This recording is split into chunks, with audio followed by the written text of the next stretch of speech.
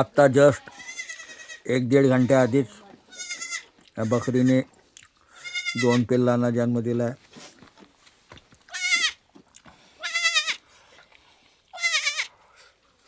पण लगेच ते आपल्या पायावर उभे.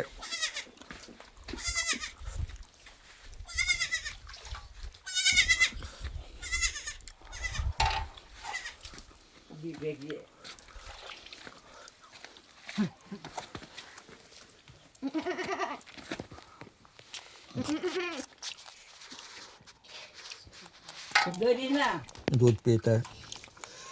नवरात मानवाचं असो की बकरीचं पिल्लू असो,